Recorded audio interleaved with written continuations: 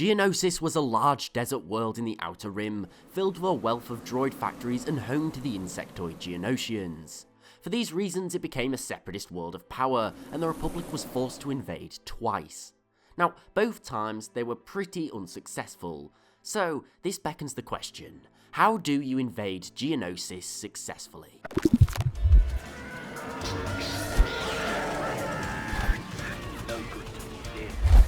Well, firstly, you could just do what the Empire did, using biological weapons to sterilise the world of the insectoid species. Geonosians, similarly to Wookiees, were considered non-sentient, and therefore they had very limited rights under the Empire.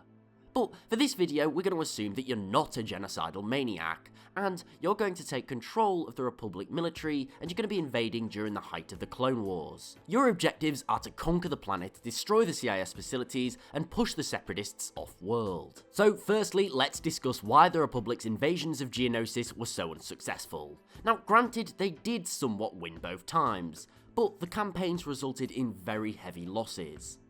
The first time the Republic made the mistake was attempting to use outright force. As we see, the clones met the CIS on an open battlefield. This was stupid. The CIS had dug in positions and far greater numbers, and these are much more effective when fighting in open terrain. Here, the clones' superior training isn't really worth much. As well as this, despite gunships, they lacked speed, relying mostly on slow walkers, making easy targets for the CIS. The second time they invaded, they rushed into attacking during a storm, severely limiting their air power, something that the Republic excelled in.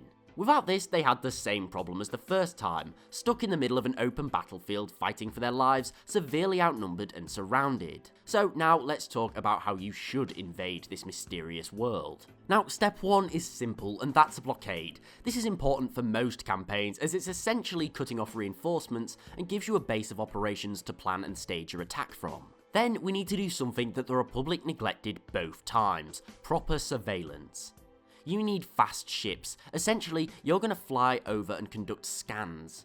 Not only for key industrial or military points, but underground structures, catacombs, or Geonosian hives. Now, once you've found a fair amount of these hives, it's time for stage 2.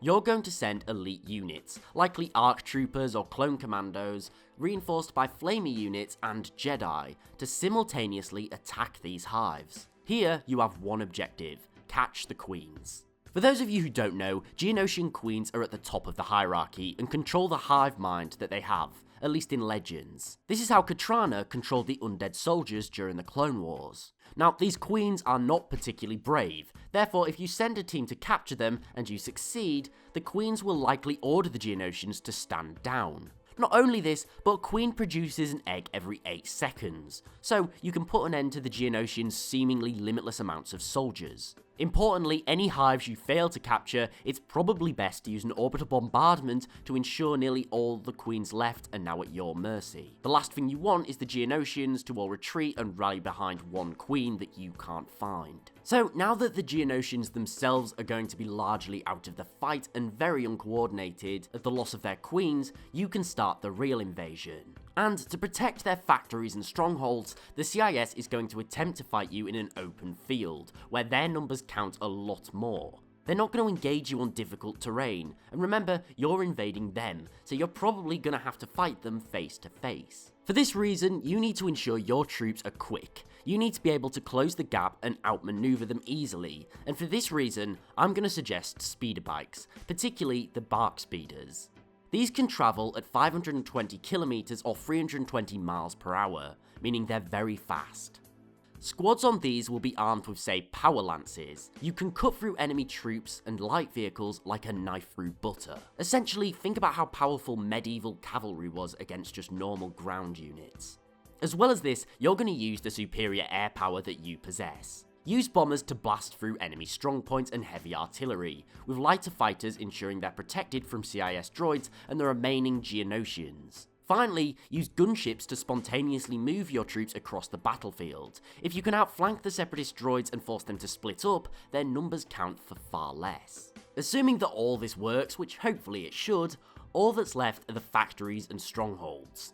Now, these are difficult. Infiltrating them is near impossible, and they're protected by energy shields to prevent air/orbital strikes. So, what do? Well, some will have back entrances. Remember scanning tunnels you did during the surveillance? Well, if you come up with something, send a strike team in to take down the factories. However, some you're just gonna have to siege. These factories can't run forever, and they can't send their products anywhere anyway. As well as this, assuming you got most of the Geonosians to surrender since you hold their queens hostage, it's just gonna be droids trying to keep dying machines alive, running out of resources. Eventually, the factories will fall, and you can go about the nightmare task of trying to ensure that the CIS doesn't retake the world, or the Geonosians don't turn against you. But you have successfully invaded Geonosis. But what do you think? Would this work? Do you see any flaws in this plan? And how would you invade this world? Let me know in the comments below. Thanks for watching, please remember to like, share and sub as it's really appreciated and it helps the channel grow. Also don't forget to follow me on Twitter at TheLawGuy and tick the bell for regular updates. I really do hope that you enjoyed this new content, and if so, please show some support for more like this. But most importantly, thanks again for watching, I really do hope that you enjoyed, and I'll see you next time.